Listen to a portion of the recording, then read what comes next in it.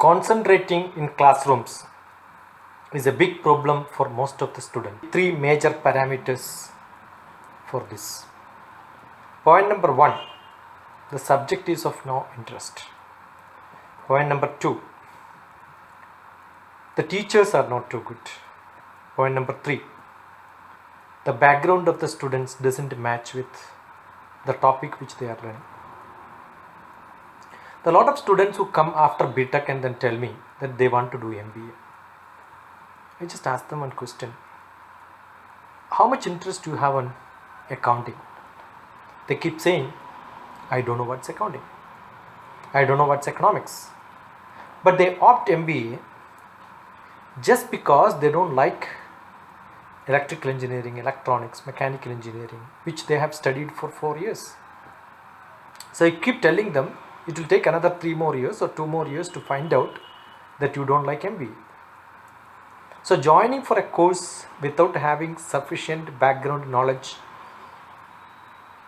without knowing what they have to study in their classrooms, is one major problem which students are facing. Number 2, though the background is bad, the teachers are good, they can make the students to do well. The objective of the course, the purpose in which the course is being given, these have to be explained thoroughly by the teachers. Just finishing syllabus is not the job of a teacher. Making the classroom a real entertainment. Therefore, education plus entertainment together has to be an edutainment activity which happens in classrooms. That doesn't happen.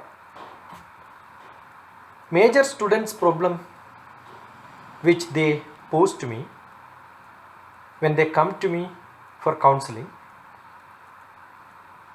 is that they lack concentration in classrooms. Why do students lack concentration in classrooms? The reason is very simple. Their brain is working. Therefore, they keep thinking different things. The story is not good where they are able to get their heart into. The subject is not interesting where they are able to put their heart in. The storyteller is not that impressive to catch the attention of the listeners. The teacher is not good where they are able to catch the attention of students. Have you seen the same student when they go into a cinema theater to watch movie? In a second, 100 frames. 60 into 100, 6,000 frames in a minute. In an hour, 3,60,000 frames. In 2 hours, more than 7,20,000 frames. Take it, some 3 lakh frames is being shown in a cinema. And what you see on a poster is one frame from the cinema, and you are moving in a fast moving vehicle. One glance is enough for you to remember the dialogue before, after, the instance in which this happens. That's because you have concentration in watching movie. No director will come in middle and then say that please listen, please attend to the movie. The teachers in the classroom keep on begging, please listen, please listen. So I keep calling teachers as beggars. Why do a teacher have to beg the attention of students in a class? Because they keep doing it because they know that the students are not attentive. As teachers, when they were students, they also didn't have good attention.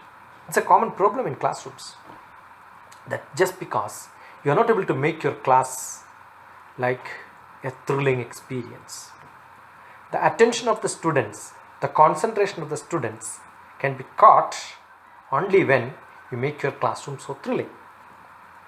You have, in a cinema, what happens is, when you watch one scene, you are eager to know what comes next. But in a classroom, you don't care what the teacher says. When the teacher says, please listen, even that is not listened by students. So how do you make it interesting? One part is blaming them, second part is to find a solution. Let us find the solution for this. As a student, what you are supposed to do? Read the lesson, get up early morning. As soon as you wake up, get up, start doing preparation before going to the class. You do preparations before going for a movie.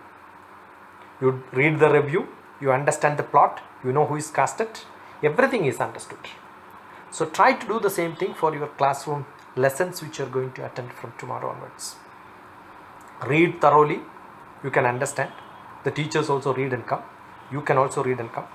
The teachers prepare much well before coming to the class. But as students, we are not doing it. Read and come to the class. Assume you read and come to the class, your attention power in the class raises 10 times. And one worst thing among the students, they go for tuitions, especially in the 8th, 9th, 10th grade, 11th and 12th. You are going to listen the same subject 2 times in the same style. If the tuition classes are for clearing your doubts, I agree, it's okay. But what happens in most of the tuition centers? The teachers repeat the same thing in the same style. So as a student, when you attend classrooms, you are knowing that you are going to listen to this again, second time. So your attention power in the first class itself become bad. When you go to the tuition center, you already heard this and it's a second repetition. So you don't like to attend there also. Therefore, it's a waste of time. It's a money waste. And I'll tell you, no tuition teachers are better than the normal teachers which they are in the classrooms. Assume if I'm a teacher and they come to know that my students are going for tuitions, I look at them as wretched fellows. As if you are eating at home and immediately you go to a hotel and eat. How do your mother feel who cooks for you? So don't do this big mistake. Sit in a class, prepare well. When you attend tuitions, you don't get time for preparation because morning itself you are on tuition or after classroom you are on tuition. Do this. Tell your friend that this is what you have prepared before coming to the class, as if you are discussing in the cinema theatre before the cinema starts. And be attentive so that soon after the class you can talk to your friend about the class, the point which the teachers were stressing and what is important, what is not important. Have a nice fight, argument with your friend. Doing this make your attention power 100 times better than what you are having today. Discuss with your friends. Therefore, reading once, discussing with friends, attending class, discussing again with your friend. 4 times you have done. Now, after one chapter is over, decide that you are going to make a tough question paper from the chapter to give it as a gift to your friend. I am sure you are going to enjoy giving this. And your students, as you have a lot of friends, they will also give you a lot of question papers. Exchange this question paper, answer question paper and give the answers to your friends. When you get an answer sheet from your friends, you are reading the answer sheet written by other students. Therefore, you are reviewing, reading, revising your own subject many times. When you evaluate the answer, I am sure you are going to look at it very critically. If your friend is given an answer sheet with green and blue ink, you evaluate it and do corrections there. Get a red ink pen and then do all the corrections there and return the answer sheet in red ink. You see how nicely you will fight each other. And these fighting, the discussions will be for the subjects which you are learning. That makes your learning perfect and you will enjoy studying like this. The group studies have got a lot of advantage over the normal individual studies. If you can study well and then start preparing it for teaching your friend, study well for discussing with your friend, your learning becomes interesting.